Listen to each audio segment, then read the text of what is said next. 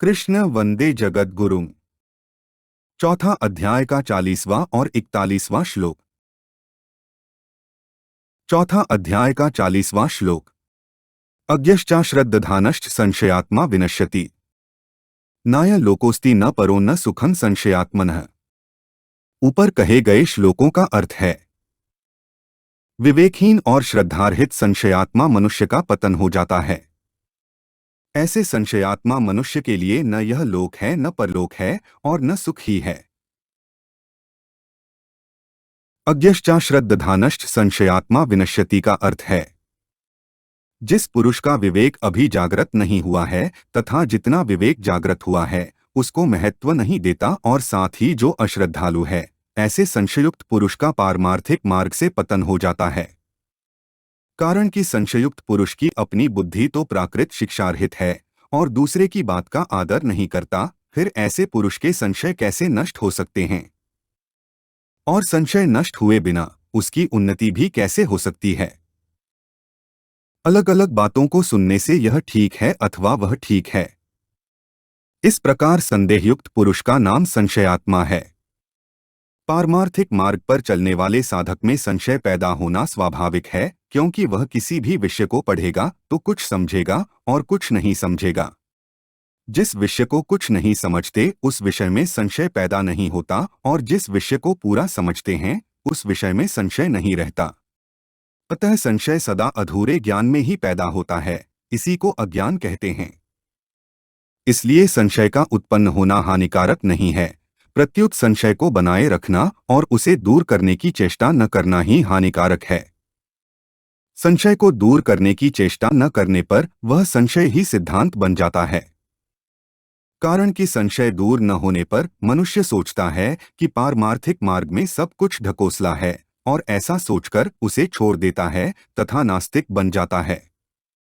परिणामस्वरूप उसका पतन हो जाता है। इसलिए अपने भीतर संशय का रहना साधक को बुरा लगना चाहिए। संशय बुरा लगने पर जिज्ञासा जागृत होती है, जिसकी पूर्ति होने पर संशय विनाशक ज्ञान की प्राप्ति होती है। साधक का लक्षण है खोज करना। यदि वह मन और इंद्रियों से देखी बात को ही सत्य मान लेता है तो वहीं रुक जाता है, आगे नहीं बढ़ पाता। साधक को निरंतर आगे ही बढ़ते रहना चाहिए। जैसे रास्ते पर चलते समय मनुष्य यह न देखे कि कितने मील आगे आ गए, प्रत्युत यह देखे कि कितने मील अभी बाकी पड़े हैं, तब वह ठीक अपने लक्ष्य तक पहुंच जाएगा। ऐसे ही साधक यह न देखे कि कितना जान लिया अर्थात अपने जाने हुए पर संतोष न करे, प्रत्युत जिस विषय को अच्छी तरह नहीं जानता उसे जानने की चेष्टा करता रहे। इसलिए संशय के रहते हुए कभी संतोष नहीं होना चाहिए, प्रत्युत जिज्ञासा अग्नि की तरह दहकती रहनी चाहिए। ऐसा होने पर साधक का संशय संतमहात्माओं से अथवा ग्रंथों से किसी न किसी प्रकार से दूर हो ही जाता है। संशय दूर करने वाला कोई न मिले तो भगवत कृपा से उसका संशय दूर हो जाता है। नाय लोकोस्ति न परो न सुखं संशयात्मनः का अर्थ है, इस श्लोक में ऐसे संशयात्मा मनुष्य का वर्णन है जो अज्ञ और अश्रद्धालु है।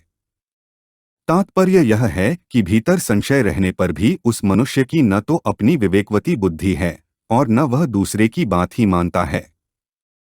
उसके लिए न यह लोक है न परलोक है और न सुख ही है। कारण कि वह प्रत्येक विषय में संशय करता है, जैसे यह आदमी ठीक है या बेठीक है, यह भोजन ठीक है या बेठीक है, इसमें मेरा हित है या अहित है आदि। उस संशयात्मा मनुष्य को परलोक में भी कल्याण की प्राप्ति नहीं होती, क्योंकि कल्याण में निश्चयात्मिका बुद्धि की आवश्यकता होती है। दो अलग अलग बातों को पढ़ने सुनने से संशय पैदा होता है। वह संशय या तो विवेक विचार के द्वारा दूर हो सकता है या शास्त्र तथा संतमहा पुरुषों की बातों को श्रद्धापूर्वक मानने से। इसलिए संशयुक्त पुरुष में यदि अज्ञता है तो वह विवेक विचार को बढ़ाए, और यदि अश्रद्धा है तो श्रद्धा को बढ़ाए, क्योंकि इन दोनों में से किसी एक को विशेषता से अपनाए बिना संशय दूर नहीं होता। चौथा अध्याय का 41वां श्लोक। योग संन्यस्त कर्माण ज्ञान संच्छिन्न संशयम्। आत्मवंत न कर्माणि निबध्नन्ति धनंजय।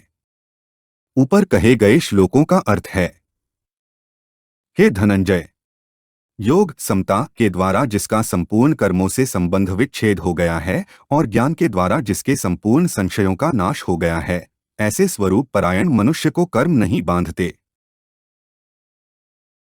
योग संन्यस्त कर्मणाम का अर्थ है शरीर, इंद्रियां, मन, बुद्धि आदि जो वस्तुएं हमें मिली हैं और हमारी दिखती हैं, वे सब दूसरों की सेवा के लिए ही हैं, अपना अधिकार जमाने के लिए नहीं।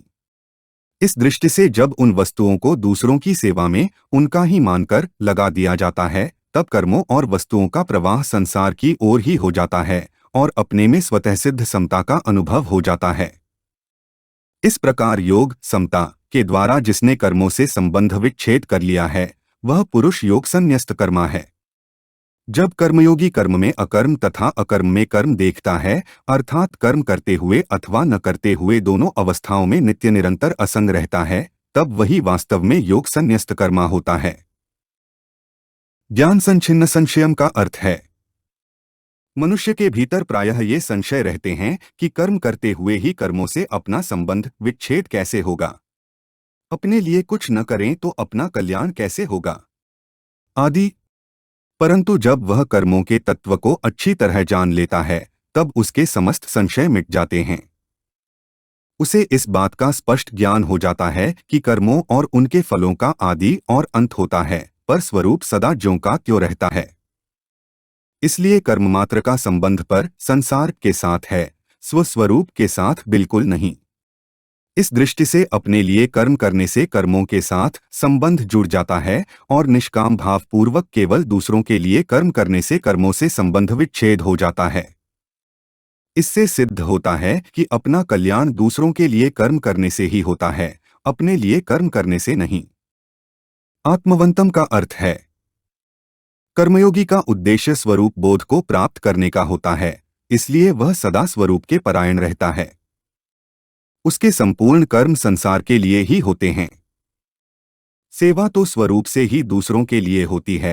खाना पीना, सोना बैठना आदि जीवन निर्वाह की संपूर्ण क्रियाएं भी दूसरों के लिए ही होती हैं, क्योंकि क्रिया मात्र का संबंध संसार के साथ है, स्वरूप के साथ नहीं। न कर्माणि निबध्नन्ति का अर्थ है अपने लिए कोई भी कर्म न करने से कर्मयोगी का संपूर्ण कर्मों से संबंध विच्छेद हो जाता है, अर्थात वह सदा के लिए संसार बंधन से सर्वथा मुक्त हो जाता है। कर्म स्वरूप से बंधनकारक हैं ही नहीं। कर्मों में फलेच्छा, ममता, आसक्ति और कर्तृत्वाभिमान ही बांधने वाला है। हमारे चैनल को सब्सक्राइब करें। अगर यह वीडियो आपको अच्छी लगी तो वीडियो को लाइक करें, वीडियो को अपने दोस्तों के साथ शेयर करें, अपने सुझाव हमें कमेंट करके बताएं। जय श्री कृष्णा।